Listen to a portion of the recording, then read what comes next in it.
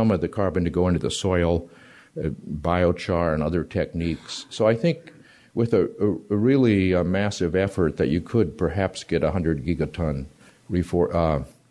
uptake of CO2 by the soils and the biosphere. In that case, if you reduced CO2 emissions 6% per year beginning next year, then you would get back to 350 ppm at about the end of this century. If you wait until 2030, then you'll stay above 350 for several, about 500 years or so. But you would get back to, less than 400 ppm by early next century. And you can see what the other cases are. If you did this 6% per year reduction in emissions, then temperature would peak at about 1.1 or 1.2 degrees Celsius above the 1880 to 1950 average. So that would be that peak would be approximately the Eemian climate at 130,000 years ago. And then it would cool off, and in 100 years or so, it would be back to the temperature of today. But if you wait until 2045 before you begin to reduce emissions, then you're going to get a peak of about 2 degrees, which is the Pliocene, early Pliocene type temperatures. And so the basic fact is that what we've burned so far of oil, gas, and coal is the purple parts of these estimated reserves and potentially recoverable resources. So the fact is we cannot burn all of the coal, and we cannot burn the unconventional oil, tar sands and tar shale, without putting the planet on a course to practically the ice-free planet with sea level 70 meters above what it is, although we can't say how long it would take to get there, but we would have a continually changing climate with unstable shorelines. So that it's possible to get to less than 350 ppm, but we can't burn the coal, all the coal or the unconventional. What's actually happening is governments all around the world are going after every fossil fuel they can find, just completely ignoring the science. Is it an economics matter? Yeah, but I say it's not one for bankers or economists. And I'm talking not talking about good economists like the one we have on the panel this morning. I'm talking about the economists who are on the who go through this revolving door between Wall Street and the White House and favor big banks. What we need, fossil fuels, we keep going after them because they're the cheapest energy. They're cheapest only because they're subsidized and they don't pay their costs to society. Huge impact on human health, which is extremely expensive, and all of that is borne by the public. All of the air and water pollution effects are borne by the public. And they don't have to pay for their climate cost, the impacts they will have on future generations. So what we should do, we need to have regulations on efficiency, and we need to have technology development, but the principal thing that needs to underlie that is a fee on carbon, which should be collected from fossil fuel companies at the source, at the domestic mine or the port of entry. And that's what's needed, both to affect consumer choices over coming years and to affect businesses and create innovations for carbon-free energy. And unlike cap-and-trade, which is designed, there's absolutely no value of the banks added to this problem. We don't want a cap-and-trade system with fluctuating prices. We want to know that the prices are going to continue to go up. The consumer needs to know that. Industry needs to know that. And the cap-and-trade system, the Kyoto Protocol approach, is very ineffective. You don't need to try to read this, but this is something written by the head of the Republicans for Environmental Protection, and his bottom line in describing this fee and dividend approach is that it's transparent, market-based, does not enlarge the government, and leaves money decisions to the public. And he says that's a conservative climate plan. And finally, I don't have time to talk about the fact that it's a matter of intergenerational injustice if we don't begin to take actions to phase down carbon emissions. But you all know that parents have always been willing to sacrifice for their children, and they certainly would not allow us to continue on this course if they understood the matter. But it's very difficult to communicate with the public because of the huge influence that the fossil fuel industry has on the public discussion. I think I've used my time. Thanks.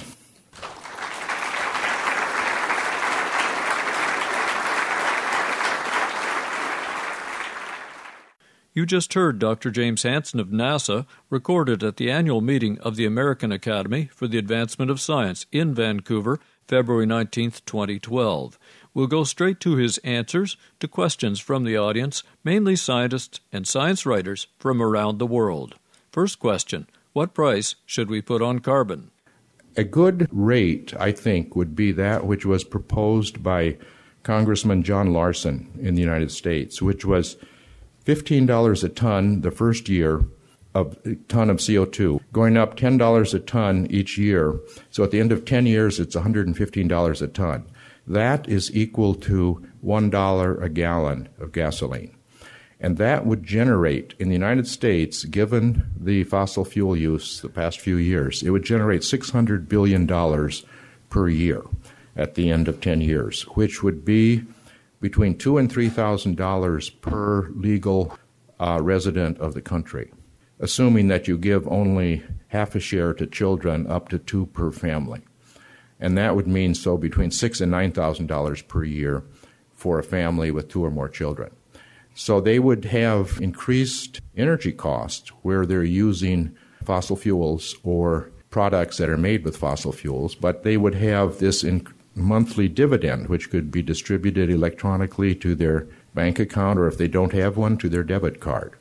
And it's just a very simple system. And more than 60% of the people, with the current distribution of energy use, more than 60% of the people would get more in the dividend than they get in increased energy prices. But in order for them to stay on that positive side of the ledger, they would have to make their decisions over time, because this rate is going to continue to go up. So they would need to, next time they buy a vehicle, they may want to get one that's more efficient, and they may want to do other things to reduce their carbon footprint. But it was something that would be noticed, but you need that if you want to drive lifestyle choices and if you want to provide incentive for innovations. Then you need to have a significant price. So that's why when they had this debate in Congress in the United States a couple of years ago, they were trying to pretend that this wouldn't affect energy prices. Well, if it doesn't affect energy prices, it's not going to work. It has to be significant. So that's an example. And by the way, that particular rate at the end of 10 years, according to the economic models that it's been run through, would reduce U.S. emissions 30% at the end of 10 years. A large part of that from energy efficiency changes as people see that there's a cost. But 30% of U.S. fossil fuel use is 13 times greater than the capacity of the Keystone XL pipeline. It would make such a pipeline superfluous. We wouldn't need it. The next question for climate scientist Dr. James Hansen. In your book, Storms of Our Grandchildren, you also talked about other warming agents like methane and black carbon. What do you say about them now? These short-lived climate forcers like methane and black carbon, you can get some reduction of the planet's energy imbalance by addressing those. I think we probably need that in order to counteract the effect of reduction of sulfates, which is going to occur over time as India and China and countries don't like their air pollution. They're going to start finding ways to reduce that particulate air pollution, which is going to aggravate the climate problem. But I think if we pay close attention to trying to reduce these other forcings, we may be able to balance that. But what we have to remember is that the fundamental issue is the CO2, because its timescale is millennia. And as I showed on the one chart, though some of it seems to be disappearing quite quickly, it's because it's going in the ocean, but it's not going to disappear. A good fraction of it, about a fifth or a sixth, will stay in the atmosphere for an extremely long time. And so that's really the thing we have to address. And once the people understand that we've got an emergency, then those short-lived things we can address pretty quickly, because the CO2 is going to take time. So I don't emphasize those short-lived ones, because the fundamental problem is the CO2. Next question for James Hansen. Can we say recent weather events are caused by global warming? Note that 3 sigma events are those which are 3 deviations beyond the normal, the point which is beyond being caused by chance. Yeah, you can't attribute where it occurred, because the weather patterns are really quite chaotic or stochastic.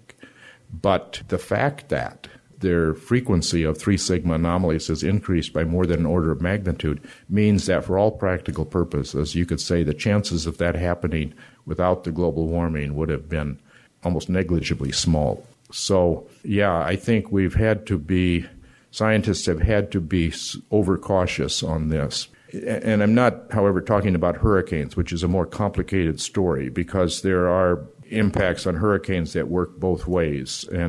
But in terms of these heat waves, we can say with a very high degree of confidence. Our final quote from James Hansen comes from the Q&A session. He talks about why the money raised by carbon taxes must go directly back to the public rather than the government in his proposed fee and dividend system. It's very difficult to get anything in and sustain it and have it continue to increase if it is just something coming out of the public's pocket, even if it's being used for a good thing. So, for example, Al Gore tried to get a 5-cent gallon tax on gasoline. He couldn't do it. It's very hard to do. So that's why I say you have to give the money to the public. And when they see on a monthly basis that they're getting this amount of money, and as I say, more than 60%, given the current distribution of energy use, of carbon energy use, 60% of the people would get more in their monthly dividend.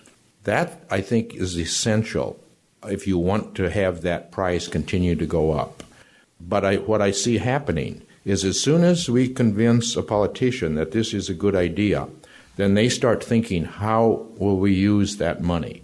And if I decide to spend any of my time on the non-science instead of the science, promoting what I think is a solution, I'm going to say you've got to convince the public to say 100% or fight. We want 100% of that money back to us. Don't you decide on how to use it. Because as soon as you start giving it away, it will go away quickly, and then the public will not be behind a rising carbon tax or carbon fee, whatever you call it. I just think this is a very important point, and yet just the nature of politicians. I've gone into their offices, and they immediately think that's a good idea. And now there's this Citizens Climate Lobby, which is saying it's going to have one goal, and that's to promote fee and dividend. But already when they go to congressmen's offices and sit with them and try to tell them about this idea. But then the congressman comes back and says, we should use 50% of this to reduce the national debt. And most people would agree that's a good thing to do. But that's just making it another tax. I don't think we should. I think you have to have Tea Party determination and Tea Party discipline. You've got to say 100% or fight. That's my opinion. That was Dr. James Hansen, director of the NASA Goddard Institute for Space Studies. My thanks to the American Academy for the Advancement of Science for allowing me to record this talk on February 19th, 2012. I'm Alex Smith for Radio EcoShock.